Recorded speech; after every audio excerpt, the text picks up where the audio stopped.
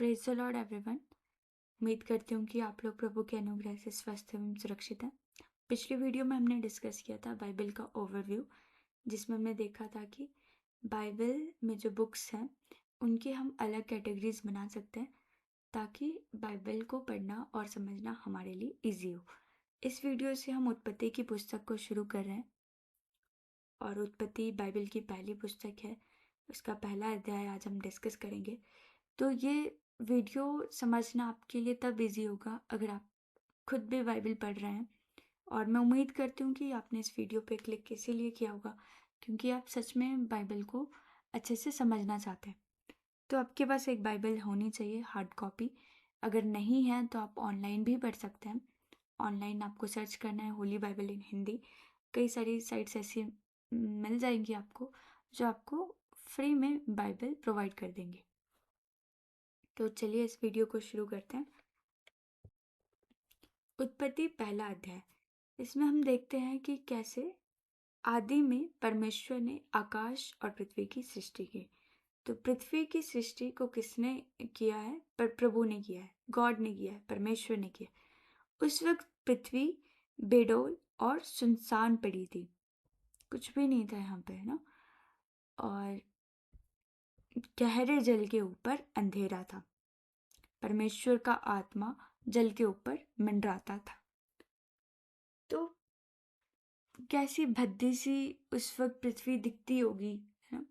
जब प्रभु ने पृथ्वी की सृष्टि नहीं की थी उस वक्त जैसे वो बेडौल थी, सुनसान पड़ी थी और सिर्फ अंधेरा था। प्रभु का आत्मा वहां पे जल के ऊपर मंडराता था। तो आज भी वैसा ही होता है। जब प्रभु किसी की लाइफ में आते हैं तो उससे पहले उनकी लाइफ ऐसी बेडौल और सुनसान सी पड़ी रहती है, और जब प्रभु का आत्मा कार्य करता है तो प्रभु उनकी लाइफ को कन्वर्ट करते हैं और बहुत खूबसूरत बना देते हैं, जैसे कि प्रभु ने इस पृथ्वी की सृष्टि की।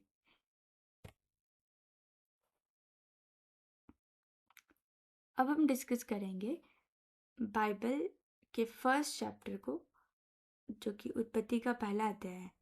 तो इस वीडियो में हम डिस्कस करेंगे पहला अध्याय उसकी 1 आयत से लेकर दूसरा अध्याय उसकी 3 आयत तक, जिसमें हमें देखने को मिलता है कि 7 दिनों का विवरण है और 7 दिन में प्रभु ने क्या क्या कार्य किया, कैसे पृथ्वी को बनाया। तो जब हम पहला दिन देखते हैं तो वहाँ लिखा है कि परमेश्वर ने उजाले को अंधेरे से अलग किया और उजाले को दिन और अंधेरे को रात का।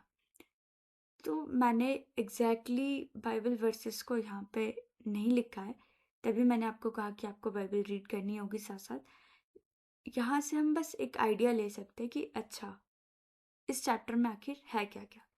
तो पहले दिन प्रभु ने दिन और रात को बनाया।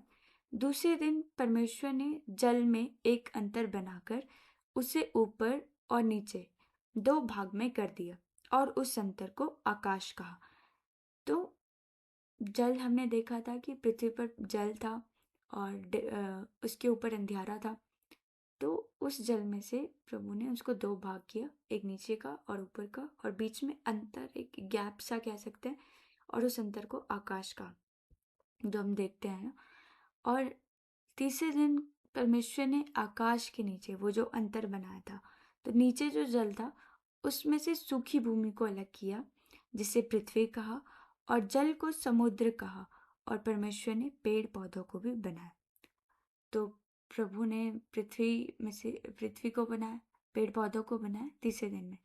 चौथे दिन परमेश्वर ने सूरज, चांद और तारागणों को बनाया ताकि पृथ्वी पर उजाले का काम करें। और 5वें दिन परमेश्वर ने जल के जंतुओं और पक्षियों की सृष्टि की। 6ठे दिन परमेश्वर ने पृथ्वी के जीवित प्राणियों की सृष्टि की और मनुष्य की भी सृष्टि की, और उसे पृथ्वी के सब प्राणियों पर अधिकार दिया। परमेश्वर ने मनुष्य को अपने स्वरूप और समानता में बनाया और उन्हें कहा कि फूलो फलो और पृथ्वी में फैल जाओ। यहाँ पे छोटी ई की मात्रा नहीं थी क में।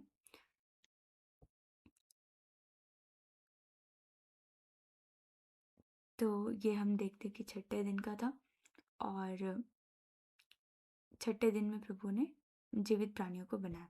अब 7वें दिन की बात करते हैं। 7वें दिन परमेश्वर ने जब ये सारा काम कर दिया तो अपने सारे काम करके प्रभु ने विश्राम किया, और 7वें दिन को आशीष दी और पवित्र ठहराया। तो ये था फर्स्ट चैप्टर ना।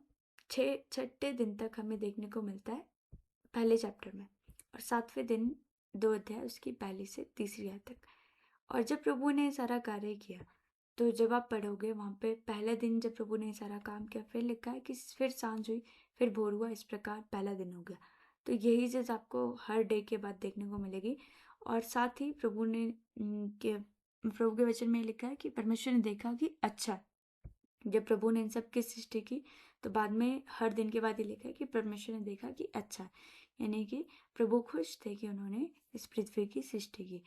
और जब हम देखते हैं कि अब मनुष्य की सृष्टि कैसे की प्रभु ने, तो मनुष्य को प्रभु ने अपने स्वरूप और समानता में बनाया, और डिटेल में इसके नेक्स्ट चैप्टर में हमें देखने को मिलेगा।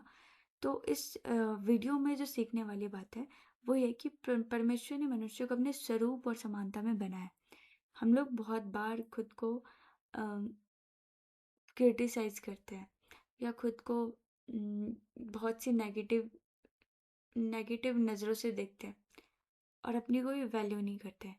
लेकिन नेक्स्ट टाइम आपके मन में जब भी ऐसे कोई थॉट आए कि आप वर्थ इट नहीं हो और आप अच्छे नहीं हो, कुछ भी इस तरह से, तो इस बात को याद रखिए कि परमेश्वर ने हमें अपने स्वरूप और समानता में बनाया। और शीशे के सामने जाकर खुद को निहारिए कि प्रभु ने आपको कैसे बनाया है, और हम जब खुद को देखते तो प्रभु कैसे दिखते होंगे ना, इस बात का हम आइडिया ले सकते हैं।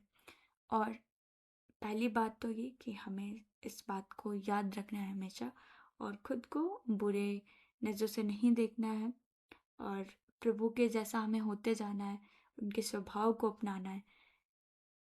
और शैतान चाहता है कि हम खुद का नाश करें, खुद को बुरी नज़र से देखें, सुसाइड करें।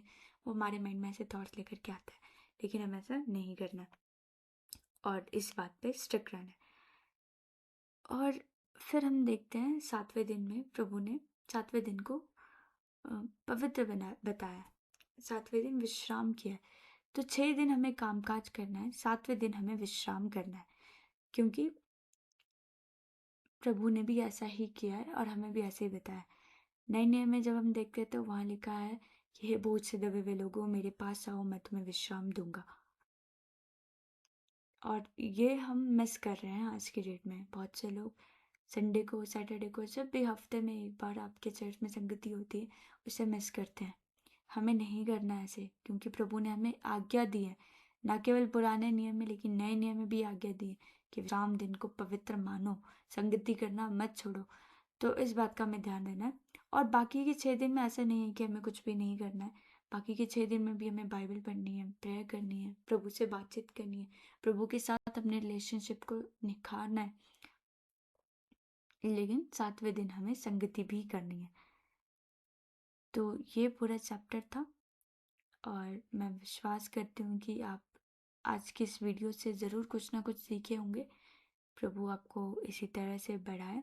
आपके मन में जो ये बात आई है कि आप बाइबल को गहराई से समझना चाहते हैं, इस बात पर आप अड़े रहिए, और प्रभु आपको इस वचन के द्वारा ढेर सारी आशीष दे।